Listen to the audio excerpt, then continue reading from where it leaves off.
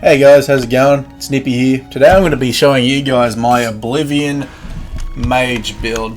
Now this build is actually a pretty good build that I've come through myself, and people say that you actually have to exploit the game in order to make a good mage build, but I've made a pretty decent mage build and I'm here to show it to you guys. Spells and abilities, have whatever you want really. I usually go along the lines and use Heat Blast. This is a pretty good spell. As an example, I'll summon a Daedroth, hit it a couple of times. It does alright amount of damage and doesn't really suck up too much mana for the mana that I'm sporting. It's actually a pretty decent spell, so you can just spam Magicka over and over again. Going on to the stats, a bit of everything really. This is probably the most amount of Magicka that I've managed to be able to get. 858. Could go higher. I'm currently a Breton. Birth sign is the mage. This is also the mage. These are my stats at the moment. Pretty decent stats. I don't mind them. They're pretty good. The stuff we're using is this right here. We're using the prisoners. All of this is enchanted with a Fortify Magicka enchant at the moment. And we have a Necromancer's Amulet. The enchantment you get these from is the Sigil Stones. These ones right here. You have to be over, I believe, level 17 in order to have these magnitude sigil stones spawn in, which is actually pretty good. This is from the main game, what you first start off with. It's the only clothing option that'll keep you at the 100% spell effectiveness right here. So everything's all just, you know, everything's all cloth. So Magicka, Magicka, Magicka, Magicka, Magicka, Magicka, Magicka, Magicka, Willpower, Intelligence, Magicka, Drain, Strength, Drain, Endurance, Magicka. This is a pure mage build, but what I decided to do, because the shield, what the shield does, if I was to equip the shield, because it's got, you know, extra Magicka, if I were to have that equipped, my spell effectiveness would go down. As an example, if I were to equip that and that, it would go down by 5%. So in order to combat that, I equip a two-handed weapon. I equip that, it's still equipped, and I still get the spell effectiveness for, you know, more Magicka, and it's actually pretty decent. So you can go ahead, enchant this. I don't really use sigil stones for enchanting my weapons. What I use is the enchanting altar. So I'd have a weakness to fire and a weakness to magic, and I'd put on, let's say, a fire enchant as well as the ability to absorb souls into soul gems. But with this build here, it's basically min-maxed at the moment. Still got some work to do, but I did exploit on the build because unfortunately to play a mage you really need to exploit it, because I mean there's just so much you have to exploit in order to get the best out of the mage. You can not do that, but this is the highest you're probably going to be able to get without hacking it, unless you go high elf, so that's an extra 50, and probably go apprentice and Atronach, but in my opinion I don't like those. You could probably go apprentice if you choose Breton, and mage if you choose high elf, but high elf with the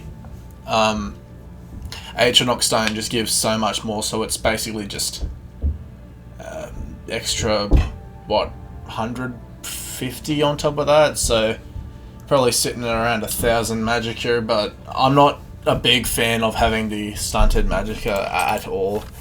It's nothing that, you know, it's not bad, it's just that it's not really my preferred play style. Just, you know, making potions constantly, it's not my thing. I'd rather just have willpower just to be able to regen it.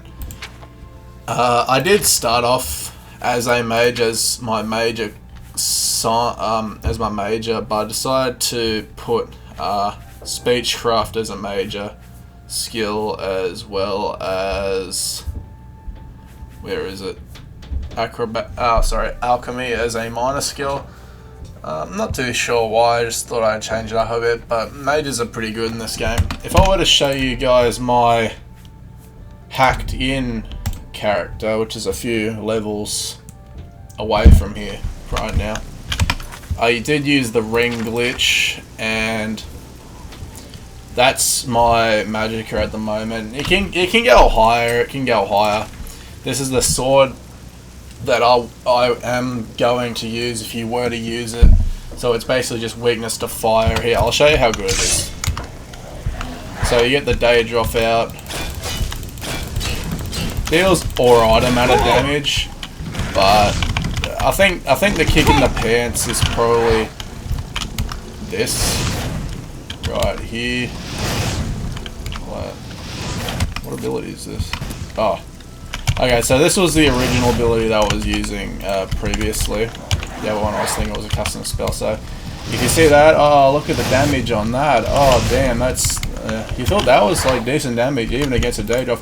Whack it once, hit it like that, almost dead. It's like 2 of those and like you're barely going down. It's alright. And it's alright. But with this ability that I made, you can basically just one-shot, you know, anything really. Like, it'll just sit there, die out. Here we go. Mass destruction, kill everything. Don't really care. I mean, it'll just die. I mean, it just falls over and dies. No one really cared about it anyway. The custom ability for that is called Incinerate. This is what I use. It's a really good ability. I like it. It's only like 626. You can actually use this ability on the basic one, but you might struggle a bit. But I don't think it matters too much because you can basically just one-shot anything anyway. I mean, you've got like, what, 850 magicka, one-shot anything else. I mean, it's good. And the custom spell I've made is this one, 120 seconds of a shield, and that gives me 85 right there. And it's pretty good. This is 2020 standards. I have seen... The reason I am making this video is because I have seen a lot of guides on YouTube about mages and trying to make mage builds, but I just reckon that I'd rather take my take on the mage builds, because I reckon that having the most amount of magicka is probably the way to go, personally. Even on this build, I'm still managing to grind stuff out, and like, you can't really go anywhere with like really low stats. Like, the stats that you're giving here for magicka, like it's only finite if you're playing that the game wants you to play. You won't have the ability to use all the most powerful spells, except maybe the spell that I recommended here, which is the custom made one. It can legit just one shot everything. Like, I'm not kidding. Like, they even just fall over and die as if they're just, you know, they're just, before they register it, like, you can even see the health bar, and the game already registers that they're dead because they've killed it. And this is like, what, maybe difficulty, what's the difficulty on? It's like halfway. It's not anything too crazy. It's alright. But anyway, thank you for watching my build video. I really appreciate that. Share it around with your friends. If you guys want to get back into Oblivion, I do recommend. This game's really good as well. Quarantine time. Really fun. Really good game. I recommend anyone plays it. You'll have a really good time. Oh, and before we go, Necromancer's Amulet. I have seen guides where I've seen people just put on regular amulets and even regular rings, but I reckon that the Fortify 50 enchant is BIS. Alright, best in slot, really good. This is also really good as well. Alright, even with the glitch, I managed to make it so it counteracts the negatives from strength and endurance, negative 25% points. I will recommend this if you want an end game mage build. I recommend having over level 30. Get your character maybe over level 30, grind that, then go get the stuff that you need. Then go get the weapons and the armor and all the other stuff. Just so you know it's better. Just so you know it scales better. Because if this was like a level, let's say I got this at level 4 or level 10, it would only give me like, let's say, 50 magicka compared to the, this one. But the strength drain and the endurance drain will go up instead of going down. So I mean, if you want to make this build for lower levels, you can go ahead and do that. But I mean, the build's good. It is kind of game breaking though. Anyway, I'll catch you guys later. Thank you very much for watching my videos. Peace out.